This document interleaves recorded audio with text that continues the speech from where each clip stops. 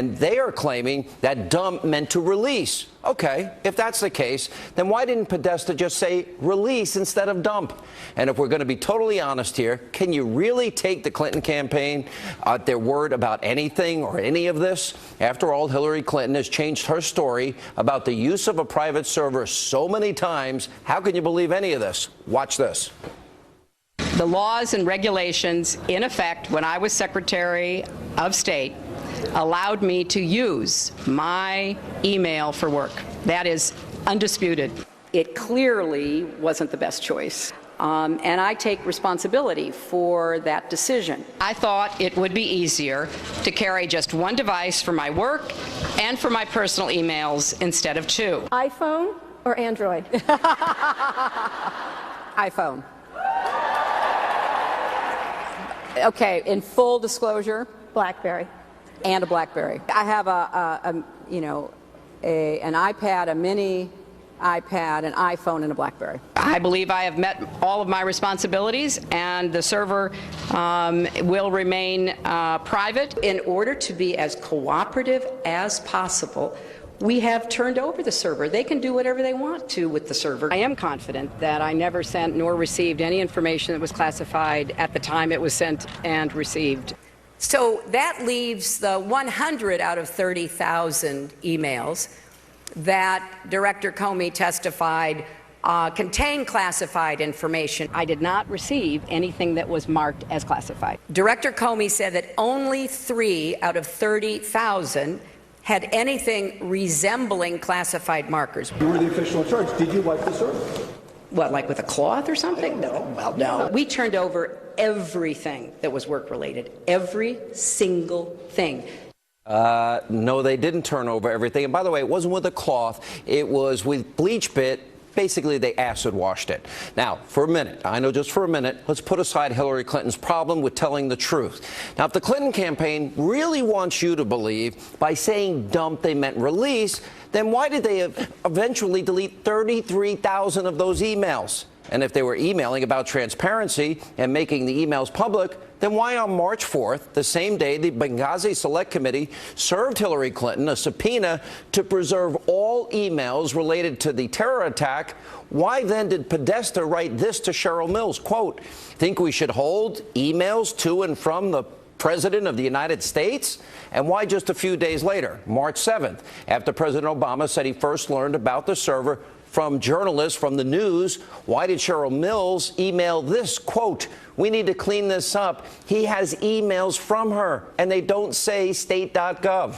Now, after being blindsided by the discovery of the private email server, it sounds like the campaign was quickly realizing how big a problem they had on their hands, which may then explain what happened next. According to the FBI's report on Clinton's server, just weeks later, on March 25th, Bill Clinton's staff, including Cheryl Mills, they held a conference call with Platte Rivers Networks. Remember, they're the IT company. They were the server company that had the server in a bathroom closet that helped to manage the private server. Well, on the same day that conference call took place, through March 31st, an employee of the company used BleachBit to permanently delete the 33,000 emails. Now, according to the FBI, the Platte Rivers Network employee, he claims he was told to destroy the emails in December of 2014, but he told investigators the reason he waited was because he simply forgot to do it. Now, the timing of all of this is beyond questionable, especially given the fact that on March 9th, 3 weeks before the emails were permanently released, Platte Rivers Network was notified of a congressional order to preserve all of Clinton's records. The employee at the center of all of this admitted to the FBI that he knew of the order, but he did it anyway. Joining us now with reaction, the author of Treason, former Speaker of the House, Fox News contributor Newt Gingrich. You know, Mr. Speaker, I'm a humble talk show host. We met in 1990. I've known you all these years. You've become a dear friend, a close friend, a mentor. I admire you a lot. I know you changed the country. You were one of 2 successful conservative movements that changed the country for the better.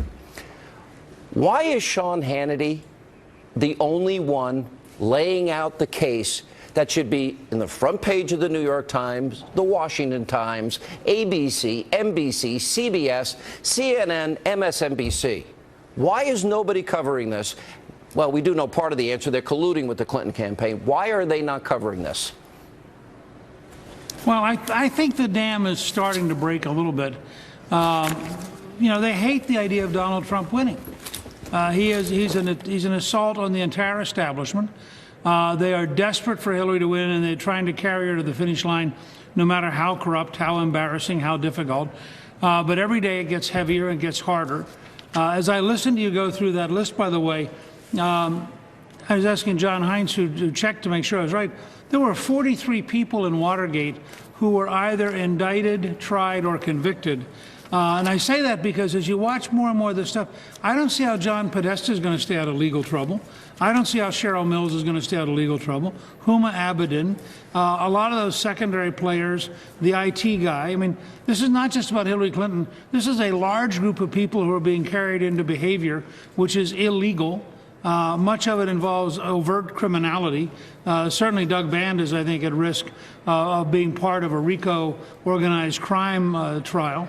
So you go down that list. I think there are a lot of people here who are going to get, despite everything that Attorney General Lynch has done to block it, and it's quite clear now that she has been the primary blocking point, and the people she appointed when she was in the Brooklyn office of the U.S. Attorney, as Andy McCarthy has pointed out in a new column coming out tomorrow morning, that she's really at the heart of the effort to protect Hillary Clinton from her own criminal behavior.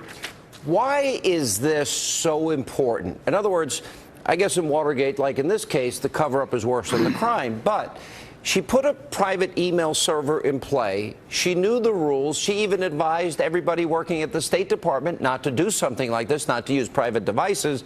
She lied about the number of devices she used. She lied about sending or receiving classified information. But even the simple mishandling of classified information is against the law. Destroying information is against the law. Clearly, with the timeline I just laid out, they were trying to obstruct justice and circumvent the law. How did we get to the point where Comey in July let her off the hook? Do you think it might be related to the fact that it implicates the president? No, I think it's because the pressure was put to bear on him by the president and the attorney general in an effort to protect Clinton. I don't think at that stage they thought they were protecting Obama. I thought they were protecting the Democratic nominee. I think in retrospect, Comey now realizes because of the rebellion in his own Federal Bureau of Investigation that he made the wrong decision that was unsustainable. He got the excuse this week, courtesy of Anthony Weiner, and 650,000 emails to reopen it. And of course, people should not just focus narrowly on the emails. I think the 5 offices that are investigating, and apparently according to the Wall Street Journal, have been investigating the Clinton Foundation for Corruption for a year. I think that investigation, frankly, is at least as big a deal as the emails. And I think the level of corruption is unimaginable. And I don't think it's sustainable. It's not in the United States. My new newsletter is about Hillary Rodham Nixon, because I think she does pose the likelihood, if she were to stumble through to victory next Tuesday, which I doubt, I think that the investigations would grind her up over the next year.